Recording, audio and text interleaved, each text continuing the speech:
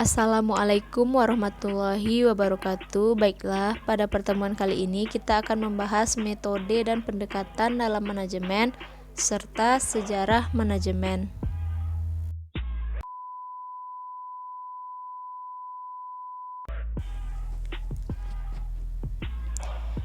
Metode pendekatan dalam manajemen memiliki peran penting dan berguna untuk mahasiswa. Maka diharapkan dengan mempelajari metode pendekatan dalam manajemen dan sejarah manajemen dapat diaplikasikan dalam kehidupan sehari-hari. Yang pertama, metode dan pendekatan dalam manajemen. Manajemen dalam perkembangannya tidak terlepas dari teori administrasi dan organisasi, memiliki tujuan yang akan dicapai, aturan kerja, norma yang harus ditaati, metode dan prosedur pengerjaan, orang-orang yang menjalankan pekerjaan, kesatuan arah dan perintah, koordinasi, kontrol dan kerjasama, hubungan sosial antara orang-orang yang ada di dalamnya, serta penghargaan kepada setiap orang yang telah melaksanakan tugasnya.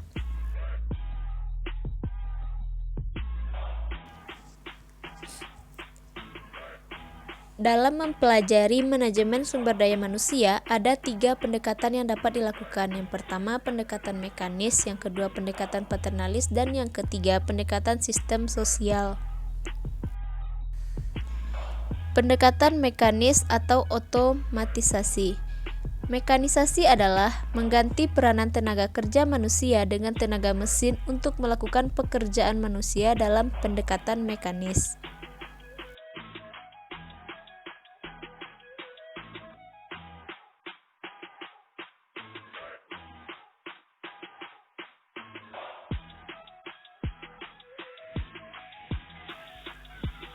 Selanjutnya, pendekatan paternalis atau paternalistic approach.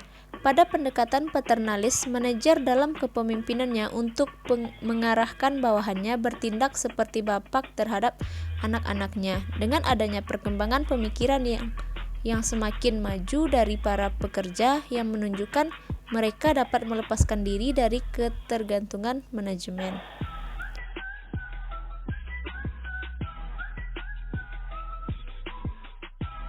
Yang ketiga yaitu pendekatan sistem sosial atau human relation. Pendekatan sistem sosial ini memandang bahwa organisasi atau perusahaan adalah suatu sistem yang kompleks yang beroperasi dalam lingkungan yang kompleks yang bisa disebut dengan sistem yang ada di luar. Para ahli pada abad ke-20 mengembangkan MSDM menjadi suatu bidang studi yang mempelajari peranan dan hubungan manusia dalam mencapai tujuan organisasi.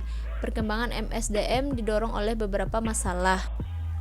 Yang pertama, masalah ekonomi, seperti semakin terbatasnya faktor-faktor produksi yang menuntut sumber daya manusia bekerja lebih efektif dan efisien.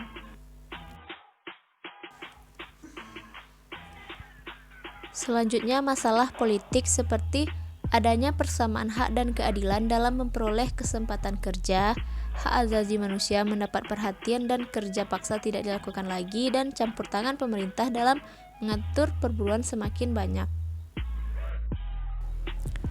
Yang ketiga, masalah sosial seperti timbul pergeseran nilai dalam masyarakat akibat pendidikan dan kemajuan teknologi, berkurangnya rasa kebanggaan terhadap hasil pekerjaan akibat adanya spesialisasi pekerjaan yang mendetail, dan kebutuhan manusia yang semakin beraneka ragam, material dan non-material yang harus dipenuhi oleh perusahaan. Pendekatan terhadap analisis manajemen. Yang pertama, pendekatan empiris atau kasus. Pendekatan empiris atau pendekatan kasus menganalisis manajemen dengan menelaah pengalaman melalui berbagai kasus. Pendekatan ini didasarkan pada keyakinan bahwa melalui studi tentang keberhasilan dan kesalahan para manajer dalam setiap kasus dan upaya mereka menanggulangi beberapa masalah khusus.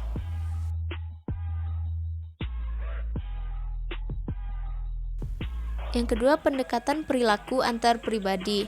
Studi pendekatan ini dipusatkan pada hubungan antar pribadi atau memusatkan perhatian pada aspek manusia dari manajemen dan pada keyakinan bahwa apabila orang-orang bekerja sama untuk mencapai sasaran.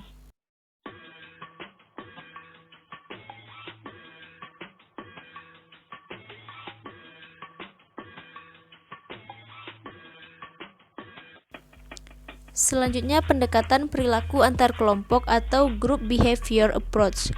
Erat kaitannya dengan pendekatan perilaku antar pribadi dan seringkali disamakan. Pendekatan ini terutama lebih menekankan perhatian pada perilaku orang-orang dalam kelompok ketimbang pada perilaku masing-masing saja.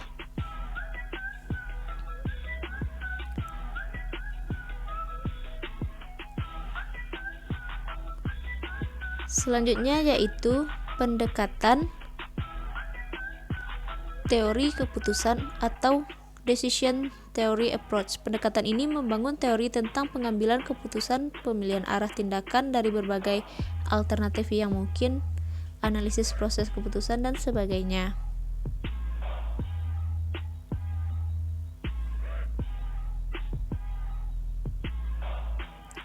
Selanjutnya yaitu pendekatan operasional atau operational approach, merupakan teori dan ilmu manajemen yang berusaha mengumpulkan pengetahuan yang berkaitan dalam bidang manajemen sambil menghubungkannya dengan pekerjaan manajerial atau apa yang dilakukan oleh seorang manajer.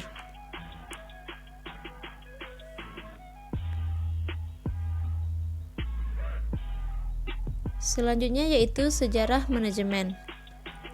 Beberapa bukti telah dijalankannya praktik-praktik manajemen di masa lampau, diantaranya adanya bangunan-bangunan di Mesir dan tembok raksasa di Cina, dan contoh lainnya adalah manajemen yang dapat dijumpai pada era 1400-an di kota Venesia, Italia, yang pada masa itu merupakan sebuah pusat perdagangan di benua Eropa. Manajemen ilmiah secara akurat. Teori manajemen modern lahir pada tahun 1911. Pada tahun inilah karya Frederick Winslow Taylor yang berjudul Principles of Scientific Management atau Prinsip-prinsip Manajemen Ilmiah pertama kali diterbitkan. Buku ini menjabarkan teori manajemen ilmiah. Manajemen ilmiah yaitu penggunaan metode-metode ilmiah atau scientific method guna mendefinisikan suatu cara terbaik dalam menyelesaikan sebuah pekerjaan. Prinsip-prinsip manajemen ilmiah Taylor mengembangkan sebuah pendekatan ilmiah untuk tiap-tiap unsur dalam sebuah pekerjaan untuk menggantikan metode lama yang didasarkan pada kebiasaan. Demikian yang dapat kami sampaikan. Jika ada kekurangan mohon dimaafkan. Disesuaikan dengan Assalamualaikum warahmatullahi wabarakatuh.